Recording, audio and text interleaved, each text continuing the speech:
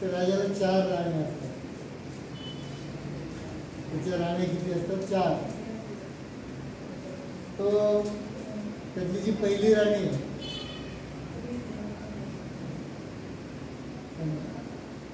ऐकायला येते ना? त्यातली जी पहिली राणी आहे तिच्यावर तो खूप प्रेम करायचा. त्याचं खूप प्रेम असायचं तिच्यावर. नेहमी म्हणायचा की माझं तुझ्यावर खूप प्रेम आहे, तुझ्याशिवाय माझं पान हलत नाही, किंवा तू नसली तर मला आयुष्यात काही खरं नाही, असं त्या पहिल्या राणीला तो नेहमी म्हणायचा. दुसरी राणी जी होती तिलाही तो तेवढंच प्रेम करायचा आणि तिला जे पाहिजे वस्तू घरामध्ये, तिला जे जे मागितलं तिने त्याची कधी पण तिला आणून द्यायचं. तिच्या ज्या सगळ्या ज्या इच्छा आहेत या इच्छा नेहमी तो पूर्ण करायचा. तिसरी राणी जी आहे तिच्यावर आणखी जास्त प्रेम करायचा तो. तिला नेहमी 24 तास सोबतच घेऊन फिरायचा. कुठे बाहेर जायचा की ती राणी त्याच्या सोबतच असायची.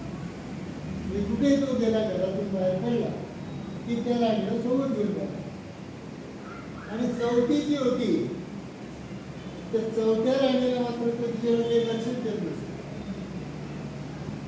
तिला काय हवंय काय नको, काहीतरी पाहिजे नाही पाहिजे हे काही विचारपूस सुद्धा तिच्यामध्ये तो करत नसतो. असे ह्या 4 राणी, 4 राणींचं बद्दलचं त्याचं प्रेम असं होतं. पहिलीला तो माझं तुझ्यावर खूप प्रेम आहे वगैरे म्हणायचा. दुसरीला जे जे लागेल, जे जे कमी पडेल, जे जे तिने मागितलं ते सगळं द्यायचा. तिसरीला तो नेहमी सोबतच घेऊन फिरायचा. कुठे गेला की त्याची ती सोबत असायची. आणि चौथीला मात्र तो तिच्याकडे कुठल्याच प्रकारचं लक्ष देत नव्हतं, दुर्लक्षित करत नव्हतं. मग आता म्हातारा झाला राजा. म्हातारा झाल्यानंतर आता त्याला लक्षात आलं की आपण आज आजारी पडला, आता आपलं मरण जवळ आलं, आता आपण मरणार आहे काही दिवसात आपण मरणार. मग त्याला वाटलं आपल्या सगळ्या राण्यांना एकदा त्यांच्यावर मी आयुष्यभरामध्ये त्यांच्यासाठी जे काही दिलं, त्यांच्यासाठी जे काही केलंय त्याच्याबद्दल त्यांना काय वाटतंय हे प्रत्येक राणीला आपण विचारूया. मग ती पहिली राणी जिच्यावर तो खूप प्रेम करतो असं सांगायचा, तिला बोलवलं त्यांनी राजाने आणि तिला विचारलं की मी आता काही दिवसांनी मरणार आहे, मी जर मेलो समजा तर तू माझ्यासोबत येऊ शकते का? माझ्यासोबत तू येऊ शकते का? मी नाही तुमच्यासोबत, तुम्हाला इथेच सोडून देईल मी घरातच,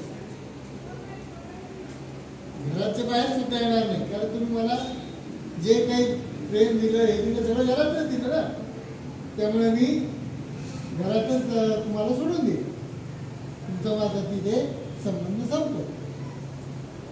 दुसरीला बोलवलं. तुला वाटलं आता आपण एवढं ते केलं तर दुसरीला कोणती की तिला खूप काय द्यायचं, तो जे मागितलं ते तिला त्या राणीला द्यायचा. मग तिला तोच प्रश्न विचारला, मी आता काही दिवसात मरणार आहे, तू माझ्यासोबत येशील का? ती म्हणाली येईल मी, पण स्मशानापर्यंत येईल.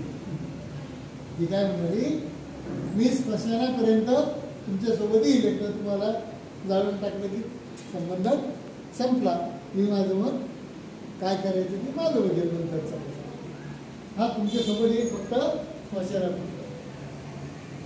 तिसरी मग आता जी 24 तास सोबत राहायची, कुठे गेली सोबत नेहमी जी राहायची, तिला विचारलं की तू माझ्यासोबत येईल का, येशील का? ती म्हणाले नाही, तसं मी स्मशानापर्यंत येईल फक्त तेवढ्या पुरतं, पण नंतर मी तुम्हाला सोबत येईल आणि मी दुसऱ्या कोणाचं लग्न करून तुमचं काय समजूनच राहणार नाही ना, तुम्ही मेल्यावर देशावर मी कोणाची दुसऱ्याची लग्न करतो आणि निवडून जाईल किंवा दुसऱ्याची संसार टाकले. त्याला वाटतं ज्यांच्यावर आपण एवढं प्रेम केलं आयुष्यभर, त्यांनी असं मला उत्तर दिलं तर आता मी चौथीला विचारतो, जिला मी काहीच केलं नाही. तिला बोलवलं तिला विचारलं तिने सांगितलं हो म्हणे मी तुमच्यासोबत कधी केव्हाही कुठे जिथे म्हणाल की तेव्हाही या. तुम्ही नरकात गेलं तर नरकात येईल, स्वर्गात गेलं तर स्वर्गात, तुम्ही जिथे जाल तिथे मी यायला तयार आहे. अशा या 4 चौथ्याला असं वाटलं की जिला आपण दुर्लक्षित केलं ती माझ्यासोबत यायला तयार आहे. ज्यांच्यावर आपण प्रेम केलं वेगवेगळ्या प्रकारचं ते त्या मात्र माझ्यासोबत यायला तयार नाही. तर आपल्या आयुष्यामध्ये असंच आहे. मग अशी ठाण्यावीर साहेबांनी बोलता बोलता धम्माबद्दल जे सांगितलं की आपण आयुष्यामध्ये चांगल्या गोष्टी कोणत्या शिकायला पाहिजे, कोणत्या धरायला पाहिजे, ते असंच आहे. तर या कथेमध्ये तो राजा म्हणजे आपण आहोत.